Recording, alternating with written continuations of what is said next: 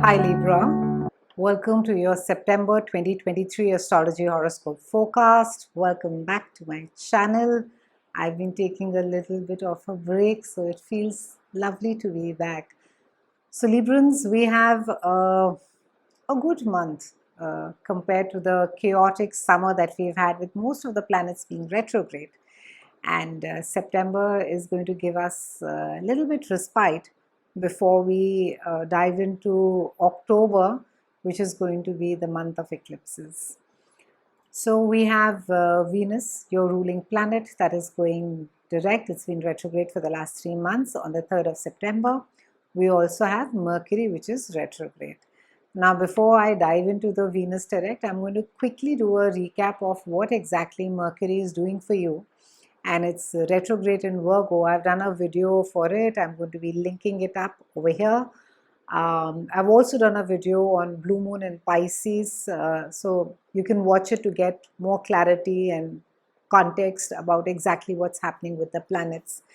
So the retrograde is in Virgo, and it is happening in your house of behind the scenes. This is the house of spirituality. This is the house where we go and recharge our emotional batteries, and also this is the house where we become undone. So Mercury retrograde may dial down your energy a bit, but but don't worry, it's almost like an opportunity in disguise. So that means that with lower energy, you get the time to sit back, reflect, think, contemplate, plan, and also see as to how it is that you have been using your energy. Now, during this retrograde, you may find that buried emotions get surfaced during this time, because this house has to do with the deep psychological patterns, and it can be that you will sort of old emotional wounds may resurface during this time, and also it's a time wherein that you will get insights about self-care and self-discovery, and it's really your body's way of telling you that just listen up. What is it that is your main task? Is you need to be taking care of yourself, you need to be taking care of your physical and your emotional body as well. So try and listen to your body and be in the circadian rhythm. So also very quickly, not a good time till the 15th to be pushing yourself too hard with too many commitments. Embrace the quick naps and the leisurely strolls. And if you feel the urge to disconnect with everybody and just sort of shut yourself up and do absolutely nothing, by all means do that. It's for the next couple of weeks, it's crucial that you do a deep dive to completely and truly comprehend yourself.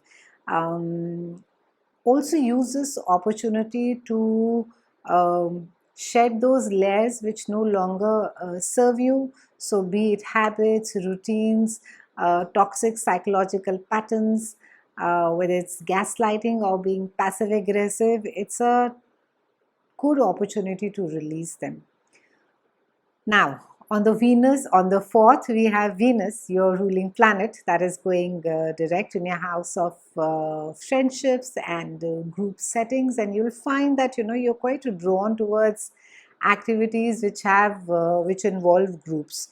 And your natural inclination, towards being friendly and empathetic is going to be drawing other people, and it's going to be quite enhanced, and people are going to be drawn to you. They're going to be seeking you out, and fabulous time to be chalking out those social getaways and enjoying a night out with friends. And it's also a time wherein that this friendly energy is also going to translate into your professional life as well. So you'll find that with your ego is lowered, it's easier to interact with colleagues and collaborators without any negative feelings.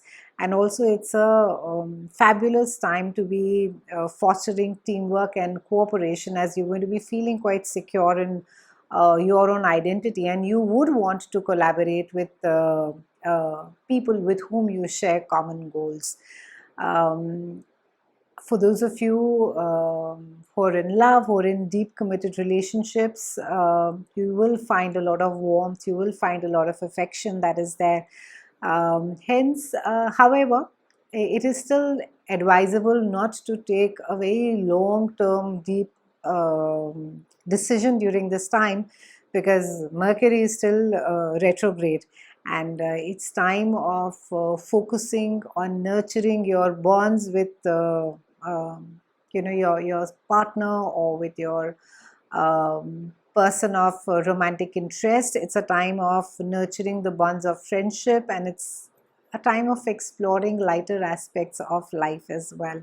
So allow yourself to enjoy the camaraderie, the friendship that is offered even in love relationships, rather than seeking those deep, heavy.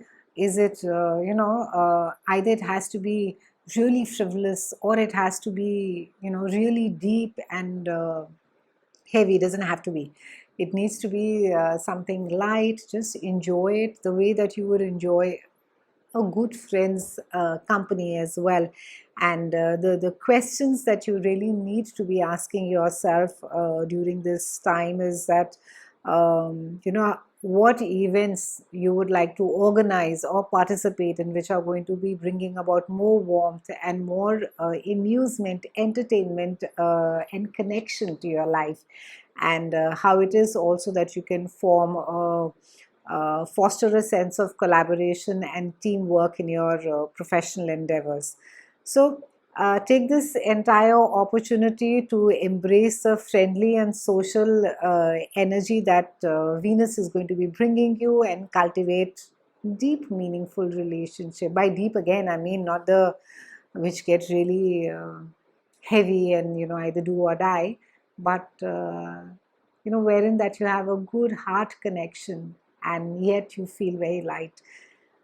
On the 15th, we have a new moon that is there in your house of behind the scenes. And on the 16th, we have Mercury, which is going to go direct in your 12th house as well. Now, 12th house is all about, it's the house of service, it's a house. Traditionally, it used to be related with the house of prison, confinement, hospital. But over the period of years, we've associated with it's a house of service, it's a house of our own deep psychological patterns. It's also at times a house, um, a place where we do things which are behind the scenes, which we're very secretive about. So it can be, that you are working on a project that you really don't want to talk about right now. With the new moon being over there, it means that something is brewing, but you're not ready to really talk about it. And you would rather sort of keep it under, sort of behind the scenes. It can be a new love interest as well. It can be that you are maybe working on a project that you don't want to talk about it right now. And conversations, I mean, if it is with Mercury being direct, it's a good time to be going in for therapy. It's a good time to be speaking about your own psychological patterns, issues. If you have been, finding yourself getting into fits of rage, or attacking people emotionally who are closest to you, then it does speak about your own repressed grief, and that is where the anger stems from. So therapy could be quite wonderful for you. On the 23rd, we have Sun that is joining Mars in your house of in your own house, your house of self.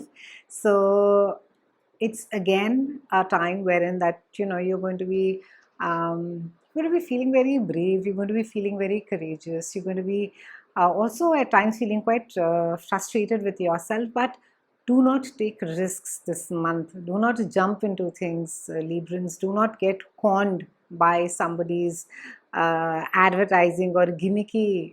Somebody sells you something with a sad story or some story woven around it, how this piece of antique and how it is so wonderful and beautiful, and you buy into it.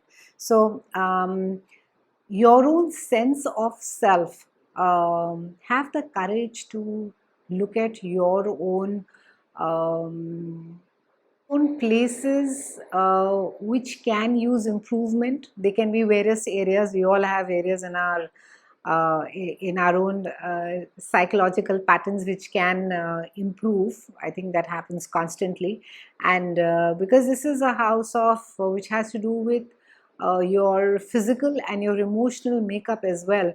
It is urging you to release something. It's asking you to let go of something which is not serving you any purpose. And it could be a habit, it could be a way of thinking. It could be that you used to sort of putting the blame on others. It can be that, or you sort of drive yourself so hard that you don't let yourself off easy. And Mars can at times, it can make us say and do things quite impulsively and quite foolishly. So be little careful of any kind of rashness. It could even be driving very fast. So be little careful. We close the month with a full moon that is there in your house of partnership, both your marriage and it can even be if you're in a committed relationship as well, and also your business partnership. So full moons, in any case, they're very emotional. Something is coming to an end. It's reaching its fruition. It's ending. And in some cases, it can be that a business partnership is ending, that you are sort of putting finishing touches to that business collaboration, and you're saying bye bye.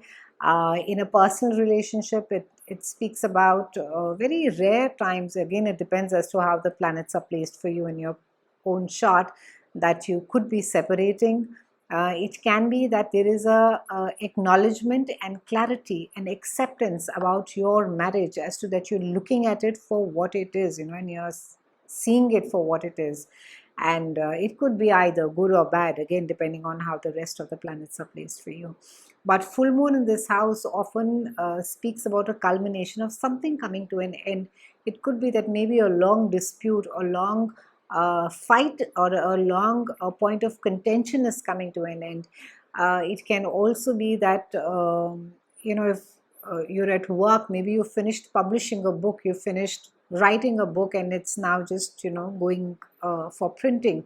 So it is a time for ending. And also I think the good thing is because it's going to make space for something new to begin. It's been a pleasure speaking with you, Librans.